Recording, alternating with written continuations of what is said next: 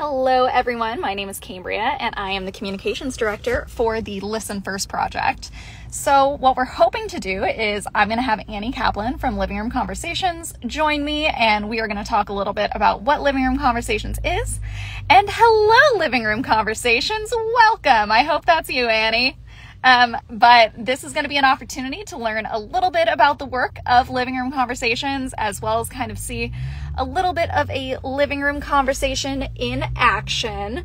I'm going to give Annie a few minutes to join. Perfect. And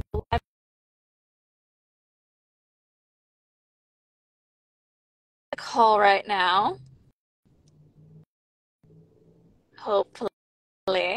Hello, everyone who is just in the process of joining. And there is Annie. Welcome.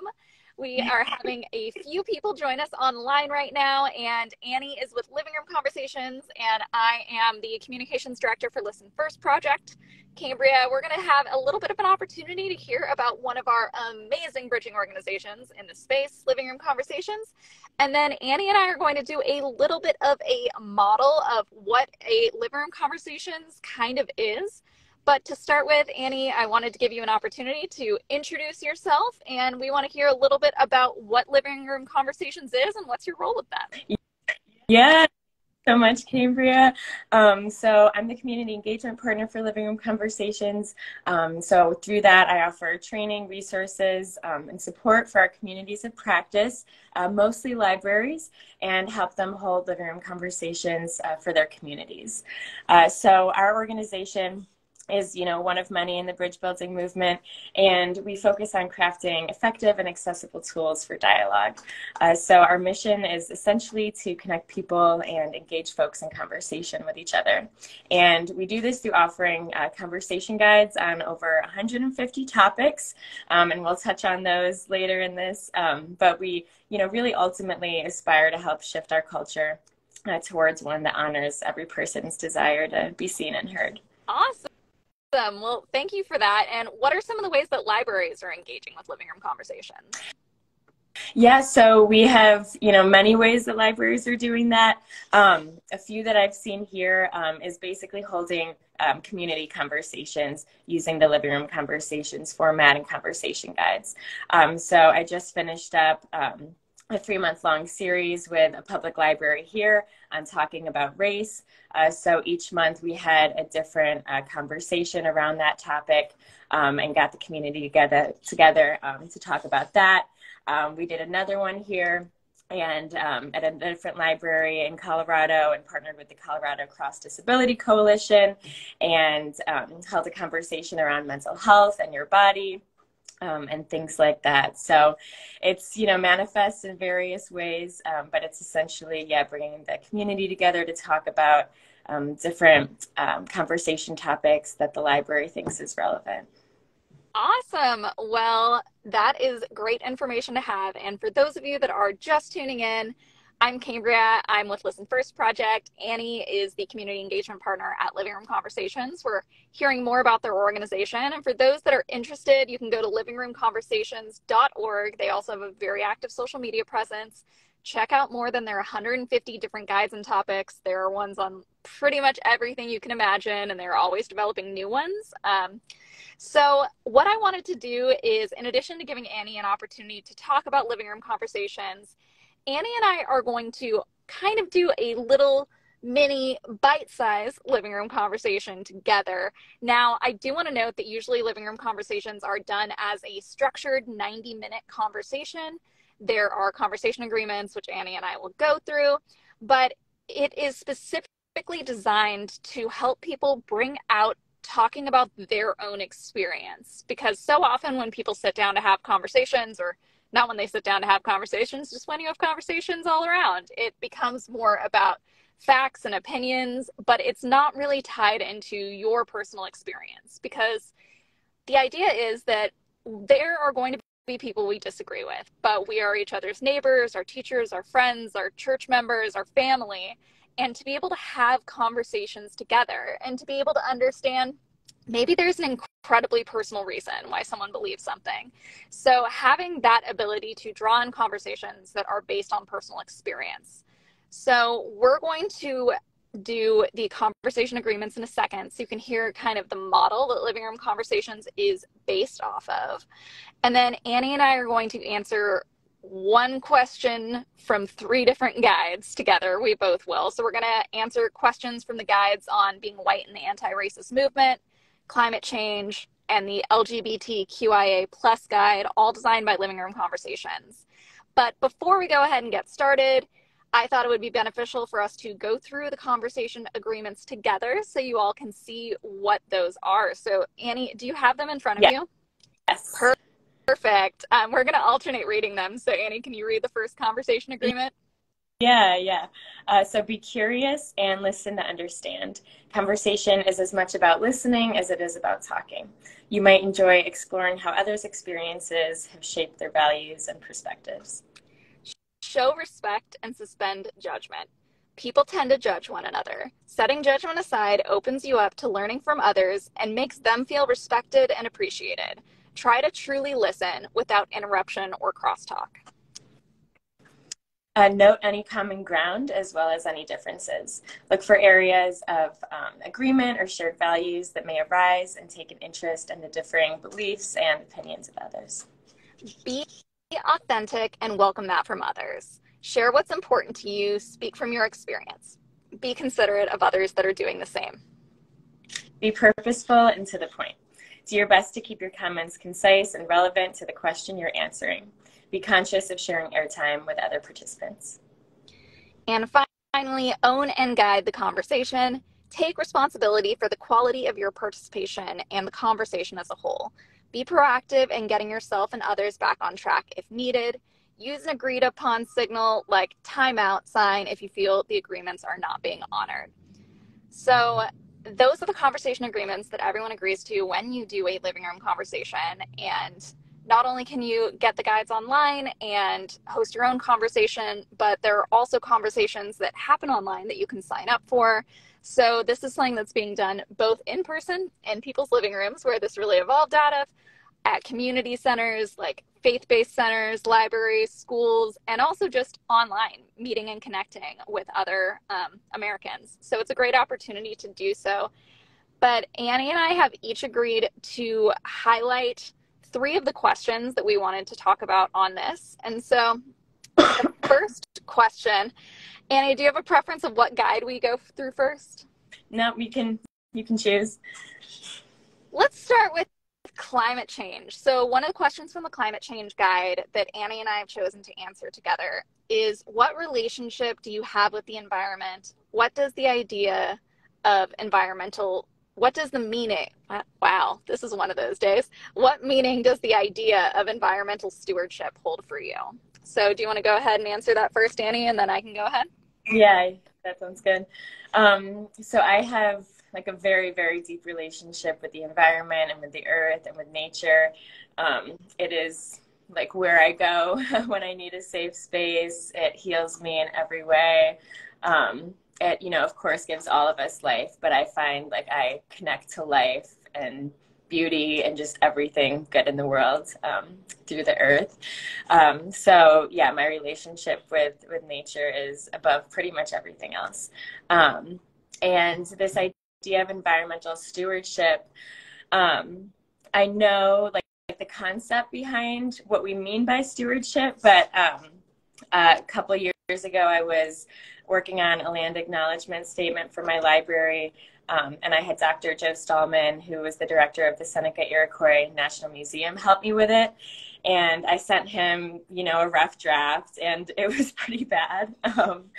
And it was very obvious the ways that I had just internalized colonial perspective and everything. And I had said, thank you to everyone who came before us and who is still here for stewarding land. And he was saying that this idea of stewardship almost implies that we have to take care of the land and the earth, and that we have some type of control over it and can dominate it, and that it's ours to steward, when really all of us are of the earth. And it's like the earth is in control here. And once, like, the idea is not to necessarily steward the land, but to like live in harmony with the earth and the land and nature, and listen to the earth and, the ways that we need to not destroy her. So that's something that I've been thinking about a lot the last couple of years in terms of like environmental stewardship. And yeah, just like what that can mean and how to live in right relationship with the earth. I love that. And it's definitely something that I have not thought of in that perspective before. So that's kind of an interesting way to do it, but you are absolutely right. And I think we all need to live in harmony on this earth. We only have our one earth. So definitely something that I really appreciated. And I also heard what you said about nature being a really grounding place for you. And that's the same for me, of just when I'm feeling stressed or anxious or overworked, just being able to get outside in nature is so incredibly powerful. I live in Santa Monica, so for me, nature means the beach, but that can mean a different thing to different people. I love to go hiking whenever I get a chance. That's something that I find is really healing. But when I'm thinking of environmental stewardship, a lot of the things that I'm thinking of is how can we ensure that our earth is going to be here for our kids and that they'll have the same or better quality of life than we currently have. And so that's something that has become more personal to me in the sense of we are feeling the impact of climate change here in Southern California. We're even talking about it this week. We've had really extreme rainstorms, which is incredibly strange for Southern California.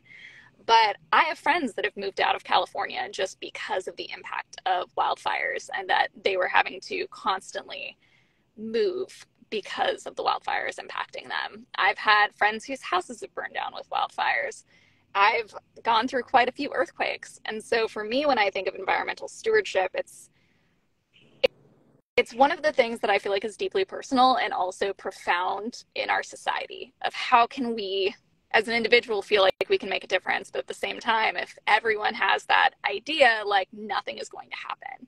So for me, it's become more of a taking responsibility for myself and doing whatever I can to do that. So when we go hiking, we take a trash bag so we can pick up trash when we go hiking.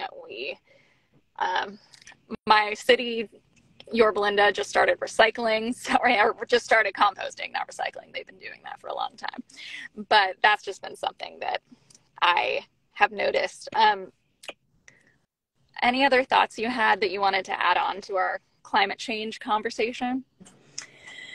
Yeah, I guess just that we've never been in a time like this.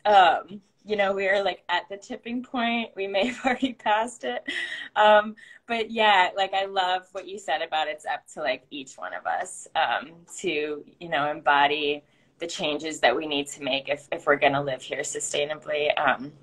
And if, like humans are going to continue to exist on this earth, we've been like given this huge gift to have this space to live on. So yeah, it's very, very close to my heart, this one. I agree. I definitely, even just looking at the questions ahead of time, it got me thinking I need to reprioritize a little bit because I haven't spent as much time in nature as I would like to have recently. So for me, that was a reminder of getting back to that grounding, especially in the new year. Things can be a little chaotic with everyone coming back to work, but how do you make time to be out in nature? Totally. The next question that Annie and I are going to answer is from one of the Living Room Conversation guides, being white in the anti-racist movement. And Living Room Conversations has a ton of different guides and topics, but there are quite a few conversations specifically on race and ethnicity, both for affinity groups as well as interracial dialogue, as well as conversations around race and ethnicity.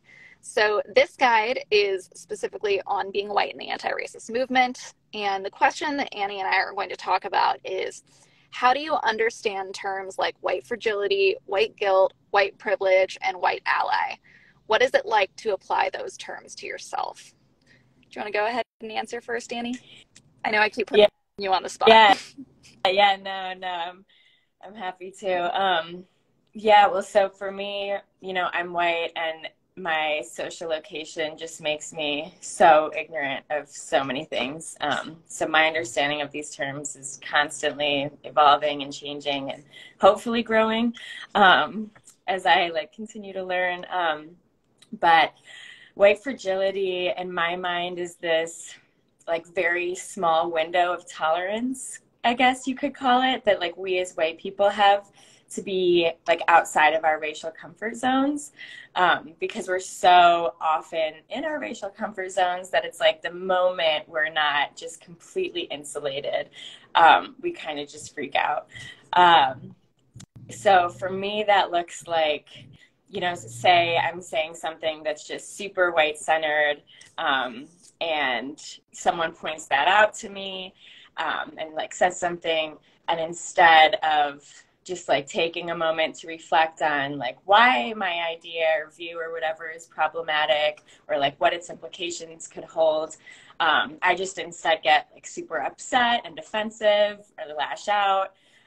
Maybe I say or think something along the lines of like, no way, I'm a good white person, things like that. So yeah, that kind of is what like white fragility looks like to me, but it takes so many forms, you know, as we've seen and only sadly continue to see. But yeah, that's kind of what I would say about that.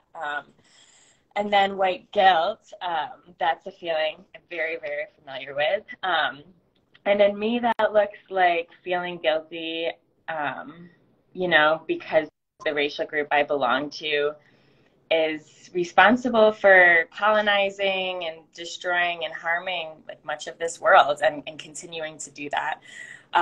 So I definitely feel a lot of guilt around that.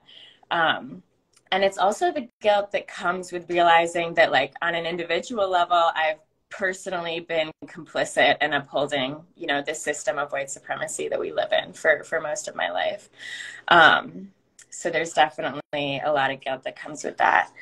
And then white privilege is, I think of it as like more often than not, these invisible ways that privileges white people. And, you know, that looks like, you know, when I interview for a job, for example, I don't have to like worry that I might be the only white person in the organization, or like my family owned a house growing up because we had acquired intergenerational wealth. You know, because my ancestors were able to work here when they moved over, and like make money. So, you know, just things like that, that you wouldn't necessarily see at first. But then once you start looking, they're just everywhere. And yeah, like white privilege, you know, doesn't mean we've just glided through life and had everything handed to us. But I think simply that our whiteness hasn't made our lives harder. And like our suffering is not because of our race. And then white allies, that the Yeah. other term that yeah, so essentially like what comes to mind for me, and I have like kind of mixed feelings about this term because I don't know, like if I'm thinking about allyship and friendship, it's like if I am hanging out with my friend and I've made a mess and I clean up my mess, that doesn't like make me a good friend necessarily. I'm just cleaning up my own mess. And so I can see how that term can kind of, like, I'm not helping anyone in doing that. I'm like just doing the duty of cleaning up my own mess. But I think like at its essence, white allyship, I think of the quote by Lilla Watson when she said to like the white people who were coming to quote unquote help her. And it was, I believe, like, if you've come to help me, you're wasting your time. But if you have come because your liberation is bound up with mine, then let us work together. And I think that kind of gets more at what, like, yeah, white allyship is grounded in. I love that. And that definitely made me, all of your definitions that you were talking about, I was like, it's interesting to like hear different perspectives. And also I was just like, yeah, whoa, like there were those moments where I was like, you put into words exactly what I was kind of thinking. So that was really good to be able to hear. For anyone that's new and joining us, Annie and I are talking right now about the Living Room Conversations Guide, specifically being a white in the anti-racist movement. And so the question that Annie just answered and that I will be answering is, how do you understand the terms white fragility, white guilt, white privilege, and white ally? And so I think in terms of all of this, it comes with the grain of salt of literally always learning. And it is not any person of color's responsibility to be the person to educate you. And knowing that there have been times that I have absolutely screwed up, and I will own that. And it's, when I think of white fragility, it's kind of exactly what you were talking about, where it's this small area of comfort and then just being outside of your comfort zone and immediately having that kind of like whiplash a little bit of if you're called out on something. And that's not to say that something that you did or said was intentional, but those microaggressions that we do see do impact other people in a profound way. And so even something that could be an offhand remark to you can be incredibly patronizing or aggressive to someone else. And if you're called out on that, understanding that someone is taking the time to say that to you is actually somewhat of a gift, because it is a learning opportunity. It's not always comfortable, but it is a learning opportunity. And so when I think of white fragility, that is what I think of that small, when that discomfort, it's that discomfort that you have and that kind of whiplash moment, and trying to figure out how can you be better than that whiplash is kind of my concept. In terms of white guilt, so I'm in Southern California, which is a very diverse area, very luckily. But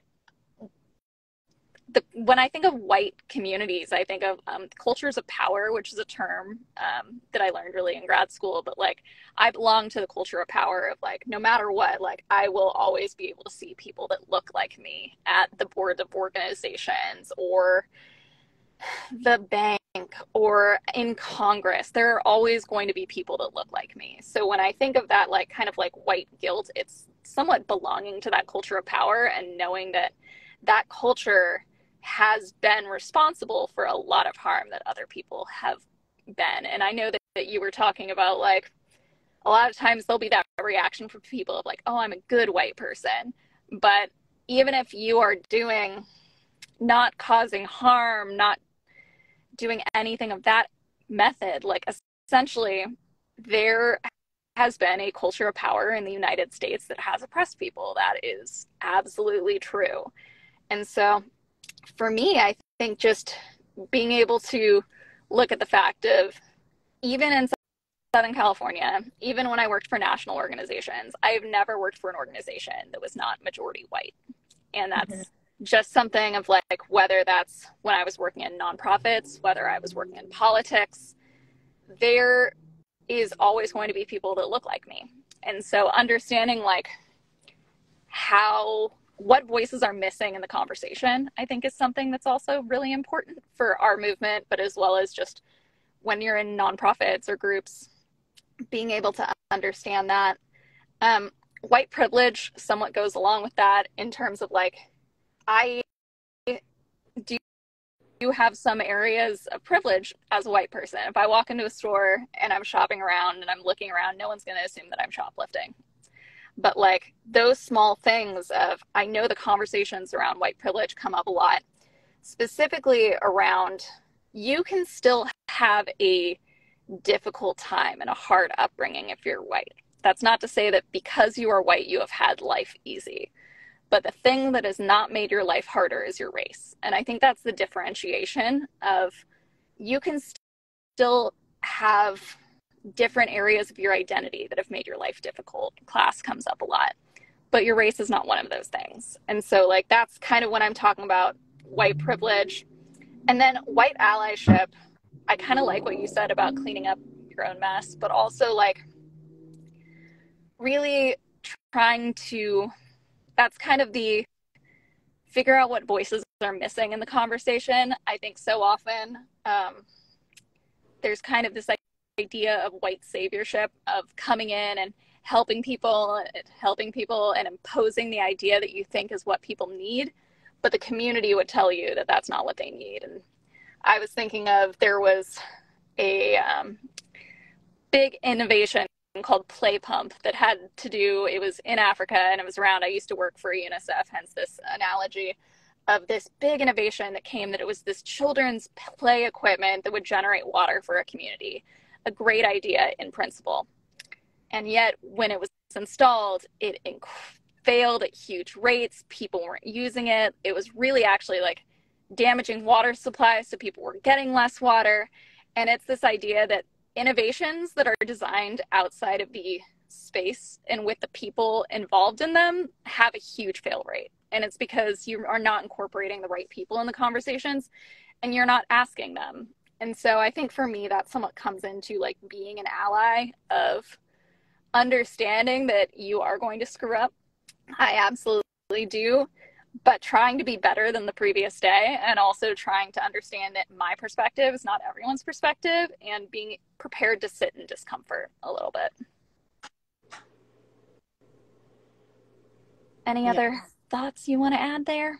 I don't think so, but yeah, I feel a lot of that. And I think, yeah, your point about like listening and asking is just so important. Because that's the only way we're ever actually going to like do anything better. And I think we can forget that sometimes. And that is like, yeah, the most important piece of this. And I think another thing that I would also advocate a little bit when we're talking about white allyship is, again, like when we're talking about listening and asking, we're not talking about go to your Black friend and ask them about their experience of being Black in America. It's when you're designing these types of innovations or services, or just checking in on your friend, if something is going on, for instance, when the George Floyd incident happened, being able to connect and check in with the people in your lives, but not asking them to explain why they are feeling upset or hurt, not asking them to explain police brutality and racial justice in America. I will absolutely recommend that everyone do their due diligence. There are amazing books and resources out there. The internet is at the tip of our fingers. Do your own research as well, in addition to having conversations.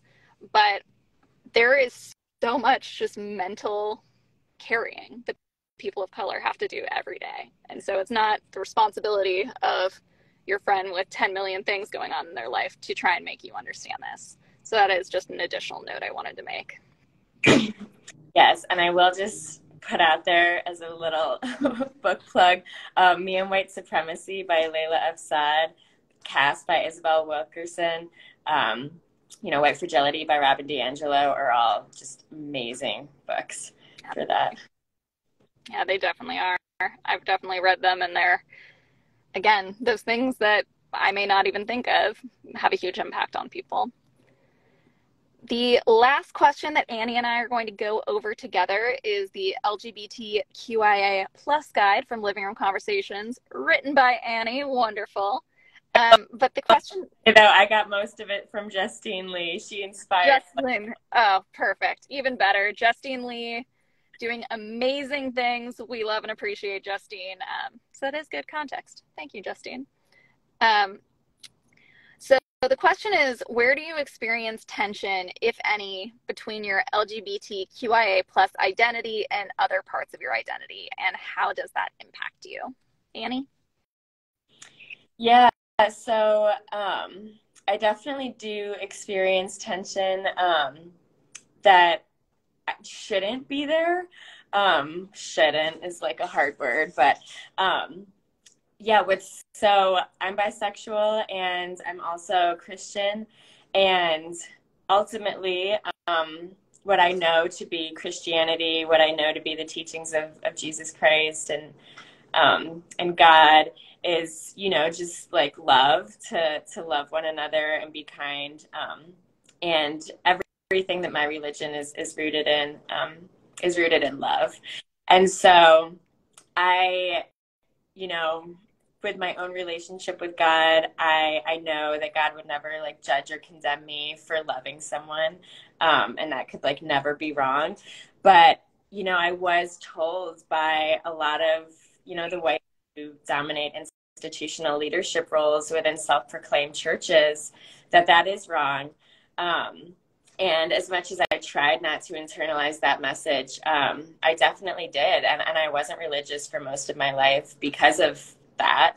And because of the ways that I saw, you know, misogyny and homophobia presenting themselves. But I have to like keep in mind that that is like these so-called churches that like humans have made, and that like humans are relaying that message.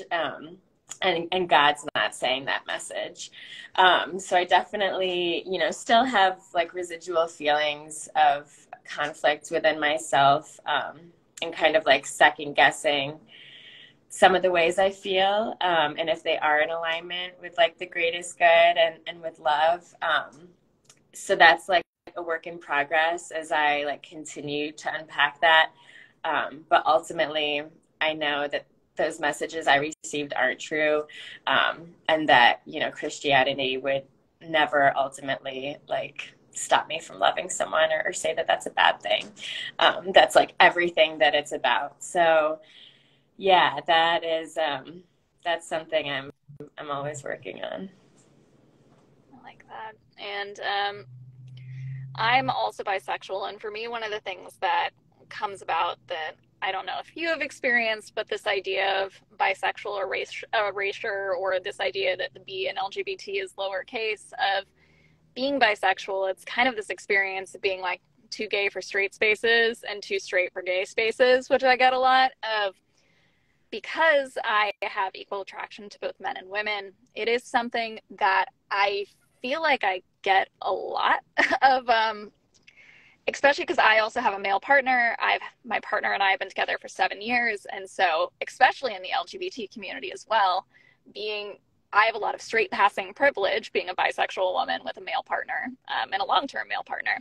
So for me, that's kind of an area of struggle for me actually within the LGBT community. And then I came out to my family and my friends as bisexual while I was in this relationship with this partner. And it's something that him and I had a lot of conversations with, and he really helped me kind of understand my identity more and have more of these deep conversations. But coming out to my family as bisexual and doing so while I have a male partner is something that I think was probably confusing for people. So for me, being able to articulate my identity is somewhat an area of tension within myself, and being able to claim ownership over that I am part of the LGBTQIA plus community, even if I have this privilege. And so for me, that is somewhat of an area of tension. And I definitely agree that I remember what I grew up in the church as well. And I left it for a long time due to its views on homosexuality. And I was lucky enough that when I was in college, the pastor on campus was a wonderful married gay woman. And so I was able to see that type of like incredibly passionate relationship and like loving relationship and loving family, that they had a daughter as well in the church as well. So for me, I still also sometimes struggle though of like, if I have friends that are super religious, because even now I'd say I'm probably a bit more agnostic, but I have my degree in religion. I have a lot of friends. I worked in the church. But if I have someone in my life who is more in that acquaintance status and that friend status, there is still that process of having to come out sometimes, again and again, never ends, but not knowing how they are going to react, and not knowing if I know someone is super religious, not knowing how they would react to that information, and kind of finding out like, are there times where there is a tension to express, and are there times where it's creates such a like discomfort? And again, like that's something that like I get to choose that because I have this privilege of being in a straight relationship. So that's something that definitely has come up for me before. Any other things that you want to add? I think, yeah, I feel good about that. Yeah. Awesome. Well, for everyone who joined us, thank you so much. Thank you to Annie for being on this as well. So this was us talking through three of the different guides from Living Room Conversations. And again, they have over 150 different guides. So, and all of them have multiple questions. I would absolutely recommend spending some time on their website to check out the different guides. And I will also do a short plug for this April from April 17th to April 23rd is the National Week of Conversation. Organizations like Living Room Conversations are going to be hosting conversations around the country, both online and in person, and just find ways to connect with your local community and bring us together as Americans to be this movement to show up for each other. And so, any other last thoughts or things that you would like to add, Annie? This was great, Cambria. It's so good talking with you about all of this. Yeah, and it's like, these are things that are hard to talk about sometimes. But I feel like when we're, just both like agreeing to answer these questions, like it takes some of the pressure off. I don't have to like come up with these questions on my own. And so, yeah, I feel like it definitely lowers the barriers to like feeling like we can just authentically engage with each other. So yeah, I loved it.